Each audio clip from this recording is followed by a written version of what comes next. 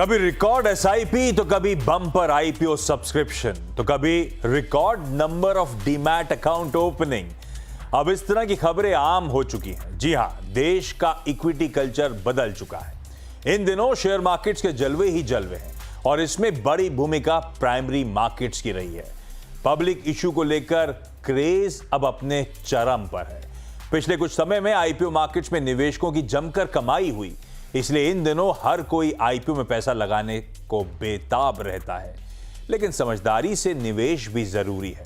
कभी कभी फटाफट कमाई के चक्कर में निवेशक कारोबार, वैल्यूएशन, फ्यूचर प्रॉस्पेक्ट जैसी बातों को नजरअंदाज कर जाते हैं।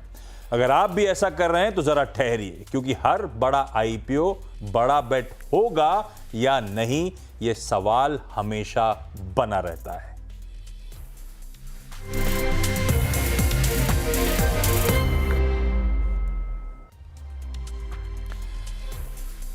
लंबे समय से जिसका इंतजार था, वो अंग्रेजी में कहते हैं ना, हाईली एंटिसिपेटेड, अब तक का सबसे बड़ा आईपीओ। जी हां, Hyundai मोटर इंडिया सामने खड़ा है और सबके जहन में आई एम श्योर बहुत सारे सवाल होंगे। भाई, इस कंपनी के बारे में जानते हैं, इस कंपनी के प्रोडक्ट्स देखे हैं, पर दरअसल ये कंपनी है कैसी? इस कंपनी के फंडामेंटल्स कैसे हैं? इस कंपनी के पीयर्स के सामने ये कंपनी कैसा परफॉर्म कर रही है? माहौल कैसा है? और मेरे ख्याल से सबसे बड़ा क्वेश्चन सबके जहन में होगा, इस मेगा आईपीओ में पैसा डालना है, सब्सक्राइब करना है या नहीं? इन्हीं सवालों के जवाब आज टटोलने की तैयारी करिए, ताकि वो मेगा आईपीओ खुलने से पहले हम और आप अपना होमवर्क पूरा कर लें। मदद करने के लिए कंप्लीट सर्कल के मैनेजिंग पार्टनर और सीआईओ गुरमीत चड्ढा साहब और मार्केट एक्सपर्ट अमरीश बलिगा आपको आपकी स्क्रीन पे नजर आएंगे। आप दोनों का स्वागत है। और पता है, जब मैं सोच रहा था इस आईपीओ के बारे में, मेरे जहन में बहुत सारे सवाल आ रहे थे। पता नहीं छोटे समय में कैसे हम सब कुछ समेट पाएंगे, पर कोशिश करेंगे सारी चीजें, सारे कंसर्न जो सबके जहन में है, हम आंसर करें अगले आधे घंटे में। खैर, इस कंपनी का जरा लोगो यूनिट स्क्रीन पर लेकर आइएगा। Hyundai, new thinking, new possibilities, ये सब आपने देखा होगा कभी ना कभी। हमने भी हमेशा फ्राइडे वीकेंड स्पेशल जो करते हैं ऐसे ही करते हैं। हमने भी अपना नाम बदल दिया शो का। लाइए जरा हमारे शो का नाम, यही लोगो यूनिट था, Hyundai, बड़ा आईपीओ बड़ा बेट, और उस पर था एक क्वेश्चन मार्क। यही क्वेश्चन मार्क का आंसर करने की कोशिश है। अरे बदलिए यार, ये रहा हमारे शो का नाम, बड़ा आईपीओ बड़ा बेट। खैर, आईपीओ की डिटेल्स क्विकली आपकी स्क्रीन पर रख देता हूं। मंगलवार से, आने वाले मंगलवार से 15 अक्टूबर से आईपीओ खुलने जा रहा है सब्सक्रिप्शन के लिए। प्राइस बैंड वगैरह बाकी नेटिग्रिटी सब स्क्रीन पर आ जाएंगी, उनको मैं दोहराऊंगा नहीं, ये स्क्रीन पर चलती रहेंगी आप लोगों के नोट डाउन करने के लिए। लेकिन अमरीश सर, ये नाम कैसा लगा मेरा? नाम तो काफी अच्छा है। I think it's apt name. पर जो कंपनी का नाम है उसका भी प्रोनाउंसिएशन, इंडियन प्रोनाउंसिएशन होता है हुंडई, हाँ, और यूएस का प्रोनाउंसिएशन होता है हंडे। तो हम लोग अभी हंडे। इंडिया में हैं, तो इंडियन प्रोनाउंसिएशन यूज करेंगे, हुंडई इंडिया। हाँ, नहीं तो फिर अपन लोग जब लिस्ट होगी तो स्टॉक ढूंढ भी नहीं पाएंगे हंडे से। तो हाँ। Hyundai रखते हैं। लेकिन हाँ, हंडे इंडिया ठीक है, अपन कहेंगे Hyundai मोटर इंडिया, जिसका आईपीओ खुलने जा रहा है। चलिए अब जरा आईपीओ के डिटेल में चर्चा। आप लोग प्लीज डायरेक्टर साहब आईपीओ रिलेटेड सारे डिटेल, स्नैपशॉट, फाइनेंशियल वगैरह स्क्रीन पे दिखाते रहिएगा। मैं उनको अभी मेंशन नहीं करूंगा, क्योंकि आपके देखने के लिए ऑलरेडी वो रेडी फॉर कंजम्पशन स्क्रीन पे ग्राफिक्स चलते रहेंगे। गुरमीत, कंप्लीट सर्कल में आई एम श्योर इस मेगा आईपीओ से पहले आप लोगों ने स्टडी करी होगी। वैसे हम सब भी जानते हैं इस कंपनी के बारे में, इसकी ऑफरिंग्स के बारे में जानते हैं, बहुत पावरफुल ब्रांड है ये। पर ये दरअसल कंपनी है कैसी? आप लोगों को इसके फंडामेंटल्स कैसे लगे? तो आशीष जी, बहुत सेकेंड लार्जेस्ट प्लेयर है पीवी मार्केट में। अगर आप देखिए 15% के आसपास का मार्केट शेयर है। कंपनी का जो एक हम नेट एसेट टर्नओवर देखते हैं, कितनी बार आप एसेट को यूज करते हैं, क्योंकि हुंडई 3 शिफ्ट चलाता है, तो 10 के आसपास है, मारुति का 8 है। और प्रीमियमाइजेशन में आ गए हैं, क्योंकि 2/3 जो उनका पोर्टफोलियो है वो एसयूवीज है। क्रेटा और उनके जो कुछ की ब्रांड्स हैं जिन्होंने, तो उन्होंने वो एसयूवी का ट्रेंड अच्छा पकड़ा और उन्होंने कुछ हद तक अपनी वॉल्यूम ग्रोथ सेक्रीफाइस करी थी लोअर एंड सेडान्स पे थोड़ा सा कट डाउन करके। अगर आप ईपीएस ग्रोथ देखें पिछले 2-3 साल में, तो करीबन करीबन 27-28% रही है। रेवेन्यू ग्रोथ 17-18% रही है। हालांकि वॉल्यूम ग्रोथ सिर्फ 6% है। और अब अभी अगर 9 महीने का प्रॉफिट देखेंगे तो लगभग जो है 4400 करोड़ के आसपास है। अगर हम उसको एनुलाइज करेंगे तो 6000 करोड़ के आसपास आएगा और 1.5 लाख करोड़ के आसपास का मार्केट कैप है। तो आपको ये 25-26 के मल्टीपल पे मिल रहा है, जो कि मारुति का भी करीबन 26-27 है। तो इन लाइन है, बहुत बहुत सस्ता नहीं है, बहुत महंगा नहीं है। एक जो मैं चीज देखना चाहूंगा hyundai की, जो इन्होंने जनरल मोटर्स का प्लांट लिया तालेगांव में, वहां से कितनी कैपेसिटी ऐड करेंगे। अभी 8 लाख 8.25 लाख यूनिट की कैपेसिटी है। तालेगांव आने के बाद ये 10 लाख के आसपास यूनिट हो जाएगा। उससे हो सकता है as an export hub use करें, क्योंकि चाइना पे उन्होंने डिपेंडेंस काफी कम कर दी है। अपने काफी प्लांट वहां शट किए हैं। धीरे धीरे वहां से वो थोड़ा जियो पोलिटिकल इक्वेशन है दोनों कंट्रीज का, वो ठीक नहीं है। तो वो क्या इंडिया को एक्सपोर्ट हब बनाना चाहेंगे, तो वो एक मेरी मेरी निगाह रहेगी। ऐसा कोई ये वो आईपीओ नहीं है कि आप अभी इन्वेस्ट करेंगे और लिस्टिंग में आपको होने को मिल भी सकता है। बट स्टेडी कंपनी है, अच्छी कंपनी है, सॉलिड फंडामेंटल्स है।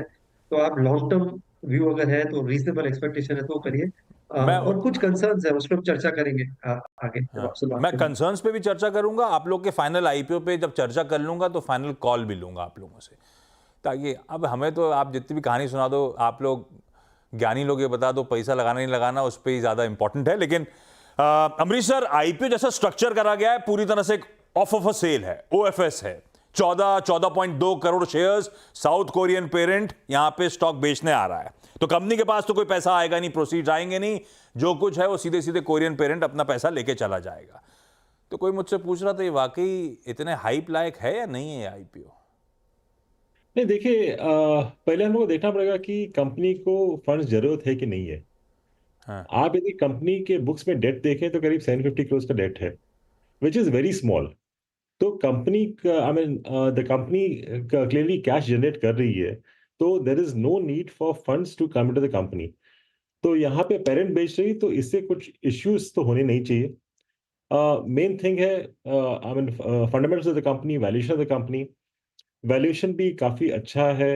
I mean it like just explain, second largest है, ग्रोथ अच्छा है। एंड आई थिंक एक जो नंबर है इनका which is much better than Maruti, return on net worth. Return on net worth करीब 23.5 का है। मारुति का, if I am not wrong, it's closer to about 16-17, तो उससे काफी बेहतर है। पर एक ही बात है कि यहाँ पे द पेरेंट ने कुछ छोड़ा नहीं है फॉर इन्वेस्टर्स। पहले हम लोग सोच रहे थे कि 25,000 करोड़ का आईपीओ होगा, अभी देख रहे हैं इट इज 27,870, क्लोजर टू 28,000। तो करीब 11-12% हायर देन एक्सपेक्टेड है। तो जो टेबल पे था वो भी निकल गया है। If you are looking at the P, Maruti का भी 27 पी है, इसका भी 27 पी के आसपास ही है। तो basically there is nothing really on the table. तो क्योंकि आप लोगों ने, हाँ, या क्योंकि आप लोगों ने वैल्यूएशंस की बात छेड़ दी है, एक प्लेट थी मारुति और Hyundai की कंपैरिजंस की, डायरेक्टर साहब वो भी स्क्रीन पे रखिएगा। गुरमीत, मुझे याद है जब ये आईपीओ के रनअप में एक डिबेट छिड़ा हुआ था, क्या Hyundai motor deserves a premium over Maruti. कई लोग कह रहे थे नहीं डिस्काउंट आना चाहिए, कई लोग कह रहे थे प्रीमियम आना चाहिए। जो फाइनल वैल्यूएशंस है FY24, क्योंकि प्रोस्पेक्टस में मेंशन्ड है, मैं कोई एक्स्ट्रापोलेट करके आंकड़ों पे नहीं जा रहा हूं। FY24 के ईपीएस पे, एक के करंट भाव पे, एक के upper end of the price band पे मैंने कंपैरिजंस ड्रॉ करे थे। 29.6 times Maruti Suzuki, Hyundai 26.2 times पे आपको नजर आएगा। इस प्लेट को आगे बढ़ाइएगा तब वो दिखेगा।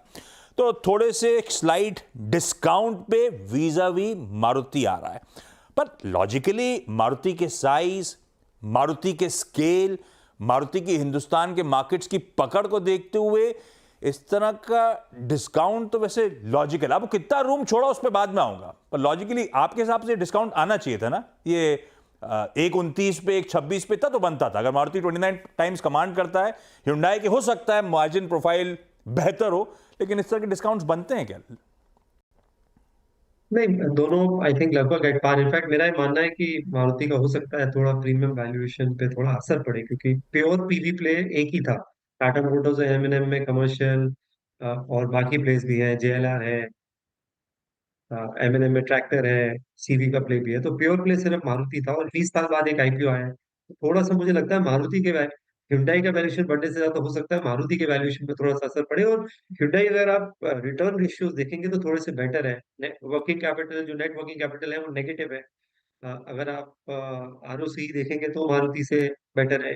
ये 2 महीने का क्रेडिट लेते हैं, लेकिन जो डीलर क्रेडिट है वो कम है, तो नेगेटिव वर्किंग साइकिल है। तो जिस तरह आईटी और एफएमसीजी कंपनी का होता है वैसा है, बहुत हाई आरओसी बिजनेस है। और आप केपेक्स देखेंगे तो बहुत ज्यादा केपेक्स नहीं किया है Hyundai ने पिछले 3-4 साल में। इनका जो स्मार्ट फैक्ट्री मॉडल है उससे इनके पास एबिलिटी है डिफरेंट मॉडल्स और उसके डिफरेंट वर्जन्स कल आउट करने की। और जैसा मैंने बोला, इनका जो एसयूवी शेयर है वो मारुति से ज्यादा है। इन्होंने सेडान का शेयर कम किया है कॉन्शियसली, और सारे पावर ट्रेन में प्रेजेंट है। आप देखिए, अभी डीजल वेरिएंट आ रहे हैं इनके, सॉरी सीएनजी वेरिएंट आ रहे हैं। क्रेटा का ईवी पोर्टफोलियो आ रहा है। अभी इनके पास 2 ईवी है, एक कॉर्ना है, एक आयोनिक्स है। तो इसके बीच में आई थिंक क्रेटा का आएगा। एक एक 20 लाख वाले प्राइस बैंड में है, एक 40-44 लाख पे है। आई थिंक क्रेटा शायद सब कुछ बीच में होगी। हाइब्रिड में है, आईसी इंजन में है, तो पूरे पावर ट्रेन को कवर करते हैं। जबकि मारुति का ईवी में प्रेजेंस अभी इतनी ज्यादा नहीं है। मारुति सीएनजी, हाइब्रिड और पेट्रोल में ज्यादा है। तो मेरे हिसाब से रिटर्न रेशियो को देख के, स्मार्ट वर्किंग कैपिटल मैनेजमेंट को लेके, वैल्यूएशन एट पार होना चाहिए, या मे भी थोड़ा सा प्रीमियम पे होना चाहिए, कम नहीं होना चाहिए। हाँ, ये बात सच है। इसने बढ़िया स्ट्रैटेजिक शिफ्ट करा था एसयूवीज की तरफ। तो अब तो मेजॉरिटी पोर्टफोलियो अब इसका कमाई जो होती है एसयूवीज से आती है, और अक्रॉस पावर ट्रेन्स, चाहे वो आइस इंजन्स हो यानी कि इंटरनल कंबशन हो, हाइब्रिड हो, सीएनजी हो, ईवी हो, सब में बढ़िया प्रेजेंस इस समय Hyundai मोटर्स की। दो की कंसर्न्स हैं। एक बार बार रह के जो आती है वो किया कॉन्फ्लिक्ट की। भाई Hyundai का एसोसिएशन है किया मोटर्स के साथ, दोनों रिलेटेड हैं, पर हां सेम कंपनी नहीं है, ध्यान रखिएगा। Hyundai मोटर्स कंपनी 34% किया मोटर्स का ओन करती है। किया मोटर्स Hyundai की कई सारी सब्सिडरीज में स्टेक रखती है। दोनों प्लेटफॉर्म्स शेयर करते हैं, पावर ट्रेन्स शेयर करते हैं। तो हालांकि ऑपरेशंस गुरमीत इंडिपेंडेंट हैं, पर ऑलमोस्ट सिमिलर लाइनअप्स हैं दोनों कंपनीज के। तो एक सवाल उठ रहा था कि कहीं वॉल्यूम कैनिबलाइजेशन तो नहीं होगा बिटवीन द टू ब्रांड्स, जिसका खामियाजा हम एज एन इन्वेस्टर भुगते हैं। आपका क्या व्यू है?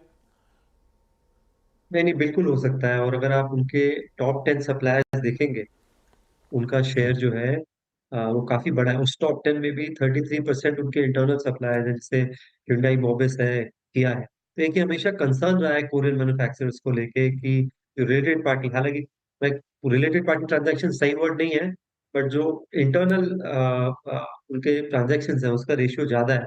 इनफैक्ट आप देखेंगे कॉस्ट ऑफ गुड्स सोल्ड एक हम मेट्रिक यूज करते हैं गाड़ी में, कि कितनी चीजें आप इंपोर्ट कर रहे हैं। तो ये Hyundai ने धीरे धीरे कम किया है, पर अभी भी 20% है। तो वो डिपेंडेंसी, वो थोड़ा सा लोकलाइजेशन मार्केट देखना चाहेगा लोकल पार्टनर्स के साथ। दूसरा जो एक तो आपने बात बोली, बिल्कुल कैनिबलाइजेशन होगा। किया के कई सारे ब्रांड्स, हालांकि थोड़ा सा किया लोअर एंड पे आता है, बट ये उतना डिफरेंशिएशन नहीं है जैसा लेक्सस या टोयोटा में होता है।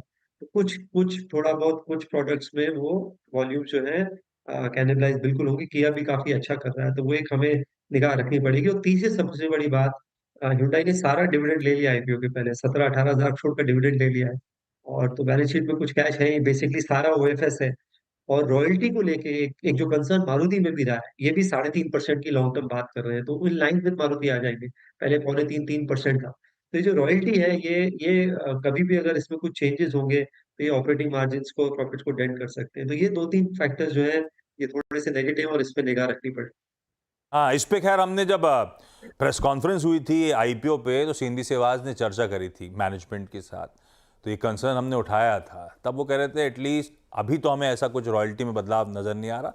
अब वो सही बात है, 5-5 साल के बाद रिव्यू होते हैं, तो रॉयल्टी एक हमेशा ओवरहैंग रहता है जब फॉरेन पेरेंट होता है। तो दूसरा बड़ा कंसर्न अमरीश, वो जो एक आईपीओ नोट आया था उसके बाद बड़ी चर्चा हुई थी। भाई Hyundai मोटर इंडिया Hyundai के ग्लोबल रेवेन्यूज का 6.5% कंट्रीब्यूट करता है, उसकी ग्लोबल प्रॉफिटेबिलिटी का 8% कंट्रीब्यूट करता है, और अपर बैंड पे जब ये लिस्टिंग हो रही होगी मान लें, तो ग्लोबल पेरेंट की जो कुल मार्केट कैपिटलाइजेशन है उसका 42% तो हमारा Hyundai मोटर इंडिया कंट्रीब्यूट कर रहा होगा। हाँ। तो एक सवाल सबके जहन में था, कहीं हमको ज्यादा निचोड़ तो नहीं रहे लोग? नहीं, ये सवाल इसीलिए आ रहा है क्योंकि देखिए, I mean you see the P across the globe. हाँ। इवन जो हुंडई का जो ग्लोबल कंपनी का पी है, if I am not wrong, it is close to about 5। Toyota का 7 है, मर्सिडीज बेंज का 5 है, Ford Motor is the highest, 11 है, और बाकी सब सिंगल डिजिट में है। अगेंस्ट दैट हम लोग का मारुति 27 पे है, और हुंडई का भी जो आ रहा है इट इज क्लोजर टू 27। तो ये काफी बड़ा प्रीमियम पे कोट करता है, इसीलिए if you compare with the parent, it is I mean decently high P.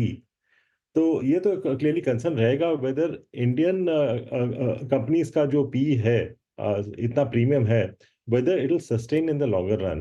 क्योंकि इनको अभी ये हाई पी मिल रहा है क्योंकि हम लोग ने जो जिस हिसाब से ग्रोथ देखा है लास्ट 4-5 साल में स्पेशली, इसी के कारण हम लोग को इस टाइप का पी मिल रहा है।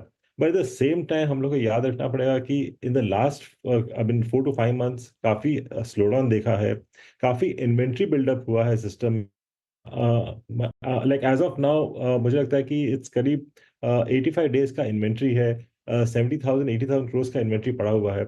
I think this will be a concern for the auto sector overall, और इसका भी इफेक्ट आएगा क्लियरली हुंडई और मारुति पे, स्पेशली यदि नेक्स्ट 2-3 महीने में जो अपना फेस्टिव सीजन है, like in the next 2-3 months यदि इन्वेंट्री क्लीन अप होता नहीं हाँ। है, then I think overall auto sector पे प्रेशर आएगा। हाँ, कई लोग वो टाइमिंग को लेकर सवाल उठा रहे थे। सेल्स ठंडी पड़ रही हैं, मार्केट प्लेस में तगड़ी डिस्काउंटिंग्स हैं, इन्वेंट्री पाइल अप हो रही है। खैर, ये फेज है, आई एम श्योर इससे उभरेगा ये यहाँ का ऑटो सेक्टर भी। पर मेगा आईपीओ है, 27-28 हजार करोड़ रुपए का। गुरमीत, एपिटाइट कैसी रहेगी, आप कैसा मानते हो, रिस्पॉन्स कैसा रहेगा? एक बट ऑब्वियस हो सकता है कि शायद ही ऐसा कोई फंड मैनेजर हो जो इस तरह का रिस्क ले, इस तरह की दिग्गज कंपनी में एक्सपोजर ना ले। तो ये कंपल्शन हो जाएगा आप जैसे फंड मैनेजर्स के लिए, क्या रखना है पोर्टफोलियो में? नहीं आशीष, मैं नहीं मानता कि कोई भी कंपल्जन है कि आपको आपको रखना है, कि बिकॉज की बड़ा आईपीओ है, और बड़ा आईपीओ का ट्रैक रिकॉर्ड हिंदुस्तान में बहुत अच्छा नहीं है। जब भी कोई बड़ा आईपीओ तो आया एक है काम करता मार्केट हूं, ये आपने बहुत सी बात छेड़ी डॉक्टर साहब। वो ग्राफिक प्लेट बनाई थी ना अपन ने, अब तक के टॉप 5 मेगा आईपीओ, जिसमें सबसे ऊपर Hyundai मोटर इंडिया का आईपीओ ना, पहली प्लेट से शुरू करिए। 27-28 हजार करोड़ रुपए का अब तक का सबसे बड़ा आईपीओ। गुरमीत, आपने जो बात छेड़ी थी, एलआईसी ने अपने को लिस्टिंग से तगड़ा डिसअपॉइंट करा था, वो तो सालों बाद जाके इशू प्राइस के ऊपर आया। पेटीएम तीसरा सबसे बड़ा आईपीओ, अगर तो ये सक्सेसफुल हो गया तो तीसरा सबसे बड़ा पेटीएम होगा। तगड़ा डिसअपॉइंट करा था, कभी भाव नहीं दिखाए थे जिस भाव पे आईपीओ लेकर आए थे। कोल इंडिया सालों परेशान करा, उसके बाद फाइनली जब मूड माहौल बदला तो चला। जीआईसी रे डिसअपॉइंटमेंट राइस लिस्ट को आगे बढ़ाता तो और भी ऐसे ऐसे नाम आते। गुरमीत, ये बात सही है, एक तो आप कह रहे हो कंपल्शन नहीं है, और मेगा आईपीओस हम सबके जहन में है, ट्रैक रिकॉर्ड हमेशा खराब रहा है, तो थोड़ा सा डर लग रहा है, इसलिए मैंने पूछा रिस्पॉन्स कैसा आप लोग एंटिसिपेट कर रहे हो? मैंने जैसे बोला कि रीजनेबल एक्सपेक्टेशन के साथ जाएंगे। ये इसको कंपेयर करना नहीं होगा सबसे, क्योंकि ऑटो का पहला आईपीओ है 20 साल में। इनफैक्ट मैं और पीछे जाऊंगा तो रिलायंस पावर का भी आईपीओ आया था 10,000 करोड़ का। मैं नाम नहीं लिया, 5 ही लिखे थे, नहीं तो सब नाम में आते। सही कह रहे हो आप। अच्छा, 20 साल में ऑटो का तो पहला लास्ट मारुति का था ना? मारुति का था। हाँ। और जैसा मैंने बोला, काफी प्रॉफिटेबल कंपनी है, बहुत स्ट्रेच वैल्यूएशन नहीं है। पेटीएम न्यू एज कंपनी थी, प्रॉफिट नहीं था। कोल इंडिया उस टाइम पे न्यू एनर्जी को ज्यादा मिल रहा था, तो कंपेयर करना सही नहीं है। बट जैसा कि अमरीश जी ने बोला कि ग्लोबल के और कोरियन मेकर्स के साथ ये रहा है, उनको वैल्यूएशन मल्टीपल कम मिलता है, क्योंकि जो इंटरनल रिलेटेड पार्टी डिपेंडेंस होती है वो ज्यादा होती है, रॉयल्टी पेमेंट्स होती है, और इन जनरल वो डिविडेंड नहीं देते। तो जब डिविडेंड नहीं देते हैं तो थोड़ा सा और कैश फ्लो पूरा खुद इंटरनली यूज करते हैं, तो वही थोड़ा सा हाँ। कंसर्न रहता है। तो मेरे अच्छा हिसाब अमरीश से सर, हाँ हाँ, हाँ प्लीज या बोलिए गुरमीत। मेरे हिसाब से रीजनेबल एक्सपेक्टेशन रखना चाहिए। ये कोई डैमेज नहीं करेगा मार्केट को, क्योंकि प्रॉफिटेबल कंपनी है, नंबर 2 ऑटोमेकर हाँ, है। बट बहुत अनड्यू एक्सपेक्टेशन लेके, ग्रे मार्केट प्रीमियम लेके इस हिसाब ना से पैसा मत इन्वेस्ट करें। हाँ उसको तो मत ही देखिए, फिजल आउट भी हो गया है बीच में काफी प्रीमियम। खैर उसकी चर्चा ही नहीं करेंगे हम लोग यहाँ पे। अमरीश सर, टाइमिंग जो गुरमीत जिसकी बात छेड़ भी रहे थे, 28,000 करोड़ रुपए सकआउट होने आ रहे हैं। हमारे पास लिक्विडिटी पर्याप्त है, हम लोग झेल लेंगे? झेल तो लेंगे, क्योंकि देखिए जो जो जो पहले के आईपीओ आते थे उसमें फंड्स स्टकअप हो जाते थे 1 हफ्ता 10 दिन। यहाँ पे अभी फंड्स स्टकअप होंगे I mean maximum of 2 days, क्योंकि T+1 में अलॉटमेंट हो जाता है, T+2 में आपको फ्री फंड मिल जाते हैं। तो इसका इफेक्ट मुझे लगता है नहीं सेकेंडरी मार्केट पे उतना होगा as compared to the earlier IPOs. कुछ सटल हिंट्स तो इन लोगों ने अपनी कमेंट्री में दे दिए, पर क्लैरिटी के साथ एक छोटे से ब्रेक के उस पार इन दोनों का फाइनल टेक इस मेगा आईपीओ पे, पैसा लगाएं या नहीं। चलिए ब्रेक के बाद आप सबका स्वागत है। और अब वो सबसे इंपॉर्टेंट सवाल, गुरमीत आपने तो बहुत क्लियर कट हिंट वैसे मुझे दे दी है, फिर भी क्या फाइनल कॉल है, पैसा लगाना है या नहीं? कोई कंपल्शन नहीं है, अगर लगाना है तो subscribe with long term view, not for listing gains. ये सब्सक्राइब विद लॉन्ग टर्म मतलब तो फिर लिस्टिंग के बाद इंतजार कर लेते हैं, लेट मार्केट फोर्सेस डिसाइड। बिल्कुल कर सकते हैं, कोई कोई जल्दी नहीं है। अमरीश सर, आप लोग क्या व्यू रख रहे हो इस आईपीओ पे? इनफैक्ट मेरा भी व्यू सेम है, लॉन्ग टर्म के हिसाब से सब्सक्राइब कर सकते हैं। शॉर्ट टर्म में ओला जैसा पॉपअप मिलने वाला नहीं है इस स्टॉक में। और यदि लॉन्ग टर्म के हिसाब से लेते हैं then you should be ready to average out opening के बाद ओवर द नेक्स्ट 5-6 मंथ्स। यदि नीचे आता है तो शायद एवरेज कर सकते हैं। और यदि फैमिली में 4 एप्लीकेशन आप नॉर्मली डालते हो आईपीओ में, तो मैं बोलूँगा इस आईपीओ में केवल एक ही डालिएगा, क्योंकि मोरलेस आपको सर्टेन है कि अलॉटमेंट मिलेगा। क्योंकि मेरा अनुमान है कि पॉसिबली इंस्टीट्यूशंस का 4x हो जाएगा, HNI possibly 2x to 3x, और जो रिटेल का पोर्शन है I think it will just get subscribe 1.25 to 1.5x। Beautiful, ये बात सही है। हम लोग बड़े उत्साहित होके हर फैमिली अकाउंट में डालते हैं, ऐसी गलती मत करिएगा, हर जगह माल आ जाएगा, गले तक भर जाएगा मामला। दोनों के बिल्कुल व्यूज सिमिलर है। अगर listing pop, listing gain short term के लिहाज से लगाने का मन है, ये आईपीओ आपके लिए नहीं है। लगाना है तो लंबी अवधि के लिहाज से। गुरमीत कह रहे हैं कोई जल्दबाजी नहीं है, मार्केट फोर्सेस डिसाइड करनी चाहिए, लिस्टिंग के बाद भी लगाया जा सकता है।